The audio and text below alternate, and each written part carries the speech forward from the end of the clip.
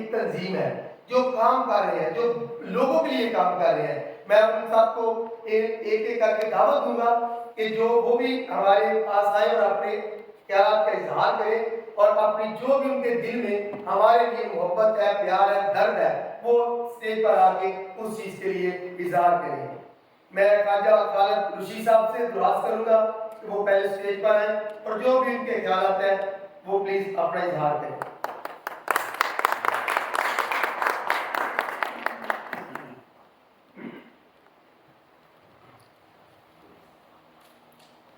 السلام علیکم. آپ سب پر رحمت و سلامتی ہو. ہم ہیں پاکستان جرمنی میں ایسی تنظیم ہے جو غیر سیاسی غیر مذہبی ہے.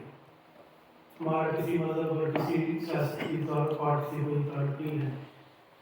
ہم مذمت کرتے ہیں کوئی ایسی حرکت کی، کوئی ایسی بات کی جو مذہب کے نام پہ کی جاتی ہے یا سیاست کے نام پہ کی جاتی ہے، جو انسانی سگری ہوتی ہے.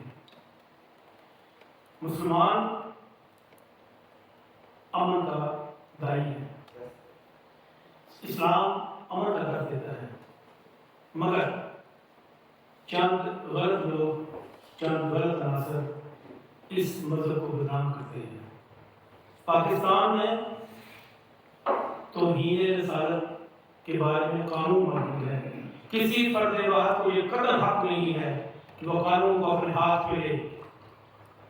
ادارے جو قانون کے رکھوالے ہیں ان کو چاہیے کہ اس طرح کے واقعات ہوتے ہیں جن میں تشدد ہجوم آگے بڑھتا ہے، جلاؤ بھڑا پڑتا ہے. اس کی نظر میں نہ کوئی ماں ہے، نہ کوئی بیٹی ہے، نہ کوئی مسجد ہے، کوئی مندر ہے، نہ کوئی چرچ ہے، نہ کوئی مقدس کتاب ہے. ان کو خیال کرنے نہیں آیا. میں نے بیٹی دیکھی، میں رو پڑا کہ یہ کتب جو ہے آسمانی کتب، تورات، زبور، انجیل اور قرآن پاک، ان پر ایمان لائے بغیر تو ہمارا ایمان نہیں مکمل ہوتا. انہوں نے کیسے جلا دی؟ انہوں نے انجیل مقدس کیسے جلا دی؟ یہ انجیل مقدس ہے، اس پر ہمارا ایمان ہے مسلمانوں کا کہ اللہ کی کتاب ہے. قرآن پاک آخری کتاب ہے اللہ تعالیٰ کی طرف سے. قرآن پاک انجیل، تورات، زبور کی تصدیق کرتا ہے. کیا سے دل سے انہوں نے اس کو جلایا؟ میں دیکھ نہیں سکتا. یہ جہالت نہیں ہے، یہ جرم ہے. اور ان مجرموں کو قرار واقعی سزا ملنی چاہیے تاکہ آئندہ اس طرح کی غلطی نہیں، جرائم اس طرح کے نہ ہو.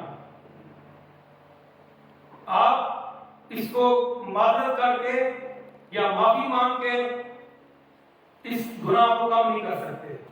یہ میں آپ سے یہ کہتا ہوں. وہ کہتا ہے معذرت کرتا ہوں، معافی مانگتا ہوں.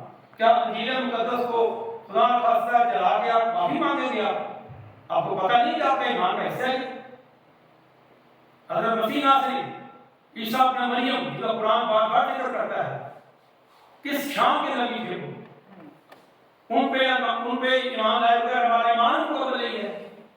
ان کی عبادت گاہ کو جلا دینا اور بغیر کسی جلانے کا کیا آپ کو حق کس نے دیا ہے؟ اگر وہ اگر کسی نے غلط کیا ہے اس کا قانون کے حوالے کرے. قانون موجود ہے نا، یا تو قانون نہیں ہے، قانون ہے.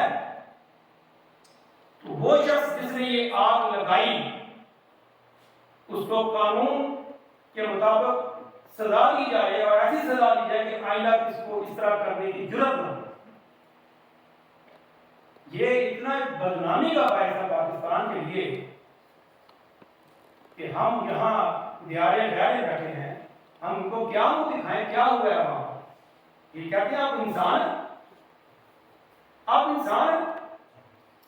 یہاں آپ کو مذہبی آزادی حاصل ہے. یہ یورپ کوئی آپ کو نہیں کہے گا کہ آپ نماز کیوں پڑھتے ہیں، سروس کیوں کرتے ہیں، نہیں کرتے. مرضی آپ کی، یہ آپ کا ذاتی معاملہ ہے.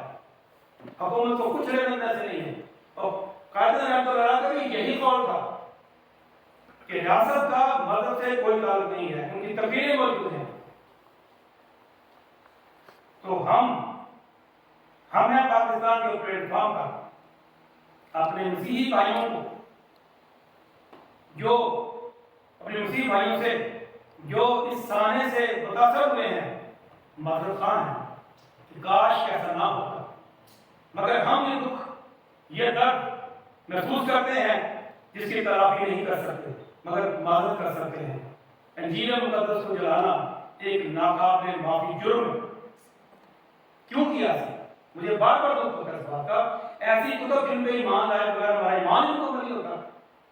पुराने बात में बार बार फरमाया इस बात को। तो कुतुब ही सुबह अल्लाह ताला को सुबह भी मान लो, किताबें मान लो और रोजा आखिरत के मान लो। अल्लाह ताला उनको हिदायत दे जिन्होंने किया है और आपको सब्र जमील अता फरमाए। यकीनन आप सब्र पर हैं। अस्सलाम वालेकुम।